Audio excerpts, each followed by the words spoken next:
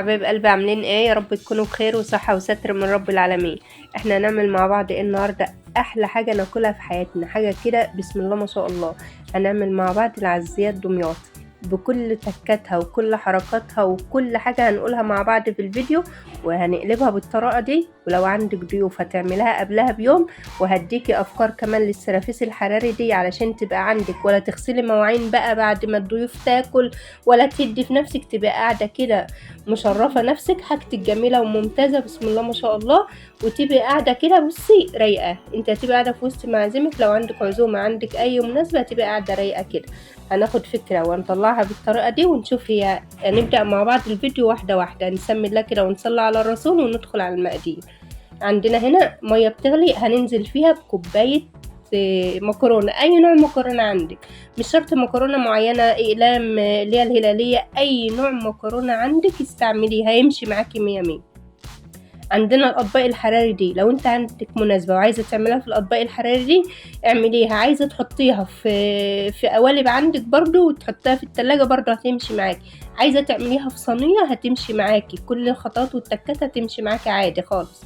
بس انا بقولك دلوقتي بديكي فكره، لو انت عندك عزومه، لو انت عندك لو انت رايحه اي مكان حتى وعايزه تاخدي الحاجات دي هتاخديها معاكي عادي وتكون في منتهى السهوله معاكي. هنسلق المكرونه سلق جامد خالص لدرجه انها تتهري، وهتحطي تنزلي بيها من غير ملح، ما تحطوش ملح يا جماعه، المكرونه دي ما بتحطش فيها ذره ملح حتى. وهتنزلي بالميه بتاعتها كده، لان الميه بتاعتها دي ماده رابطه هتربط لنا العزيزيه بتاعتنا. وهننزل عليها بشويه لبن كده، وهنسيب الباقي عشان هنضيفه على النار. ونزلنا الوقت بكوبايه جوز الهند، ومعانا لكل لتر لبن، لو انت هتعملي كيلو لبن، الكيلو اللبن له 7 معالق نشا، كيلو اللبن له 7 معالق نشا. وكوبايه السكر، كوبايه السكر ديت لايه؟ للكيلو اللبن، والست معالق نشا للكيلو اللبن. واللي انا حطيته اللي هو جوز الهند ده اللي موجود عندك بالكميه اللي تحبيها، لو عايزه تلغيها خالص من الوصفه، لو ما بتحبهاش ما تحطهاش، هي مش هتعمل حاجه، بس لو حطيتيها هي بتزود الطعم شويه وبتخليه حلو. هتضربوهم في الخلاط بالطريقه اللي انا بضربها بيها دي. لما تلاقي إيه المكرونه دي خلاص اتهرت معاكي في الخلاط، هتضيفي ظرفين ولا 3 فانيليا عشان نخلي الريحه كده حلوه شويه. احنا كده كده هنحط سمنه بلدي، لو انت هتحط سمنه بلدي ضيفي ظرفين 2 بس، لو مش هتحطي سمنه بلدي ضيفي 4 لو انت هتعملي من غير سمنه بلدي. لكن انا هحط سمنه بلدي فمش عايزه الفانيليا تغطي على السمنه البلدي قوي يعني. نزلنا باللبن اللي باقي في وعاء عندنا، مش شرط تكون تيفال زي دي، ممكن تكون اي حاجه ألمونيا، بس ايدك دايما مستمره بالتقليب علشان ما تلزقش منك. والخليط اللي احنا خلطناه في الخلاط هننزل على اللبن اللي احنا حطيناه على البوتاجاز بالطريقه دي. يبقى مقاديرنا الكيلو الدقيق، الكيلو اللبن، لا مؤاخذه يا جماعه اقول لكم المقادير تاني.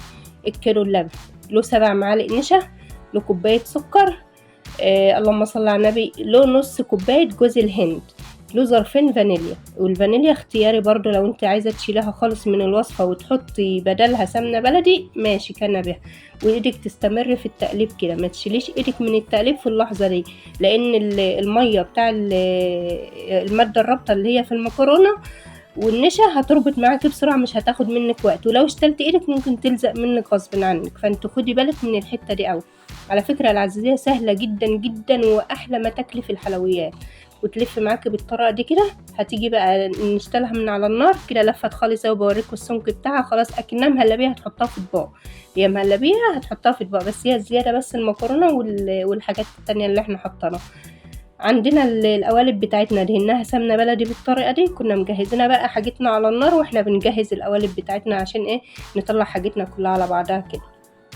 هتعبيها بقى في المستوى اللي انت عاوزاه، عاوزه تمليها عن كده امليها، عاوزه تخليها كده زي ما انت عاوزه، بس هي كده يعني حلوه كويس. هعبي الاطباق بتاعتي بالطريقه دي كده وتسيبيها لمده ساعتين تبرد خالص، تبرد تماما تماما. هنعبيها كلها بالطريقه دي اهي، عبيناها وخلصناها. هتسيبيها بالطريقه دي ساعتين.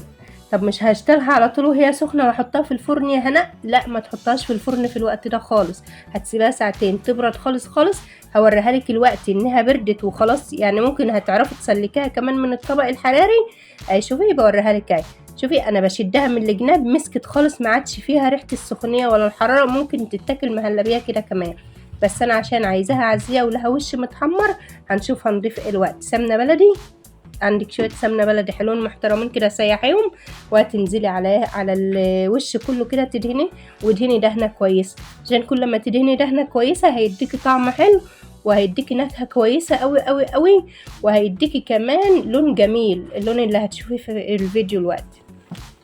كل ما تدهني كده هتبقى كويسه. ده بقى عسل نحل، عندك عسل نحل زي ده حطيه، ما عندكيش عسل نحل يبقى تجيبي نص كوبايه ميه على نص كوبايه سكر، وتكرمليهم على البوتاجاز لما يوصلوا للون ده وتشيليه. عايزينه تقيل، يعني ما تقوليش ان هو اخليه خفيف زي السيرم الخفيف، لا، هتكرمليه على البوتاجاز لما يقرب للكرمله كده، نص كوبايه سكر على نص كوبايه ميه، وايدك شغاله فيهم تقليب لما يقربوا للكرمله كده، وهتشيلهم وهتدهني بيهم، وهيدوكي نفس النتيجه بتاع عسل النحل لو انت ما عندكيش عسل نحل. وهتضيفي عليهم عصره ليمونه صغيره. اروح بقى حطيناهم في الفرن وجينا، واحلى عزيزيه هتاكلها في حياتك. بسم الله ما شاء الله، ربنا يحسن ما بين ايديكم جميعا. شفتوا بقى الحلاوه والجمال؟ احنا عملنا عزيزيه احسن من العزيزيه الدمياطي 1000 مره، 1000 ومليون مرة كمان، وحاجة عاملاها بإيدك، وحاجة واثقة منها، وحاجة ممتازة، وبسم الله ما شاء الله بألف هنا. لو كانت وصفتي عجبتكم قوموا طبقوها، واكتبوا لي في الكومنتات وقولوا لي رأيكم فيها ايه، ويا رب ربنا يحسن ما بين ايديكم جميعا يا رب. مع السلامة في فيديو جديد ان شاء الله. باي.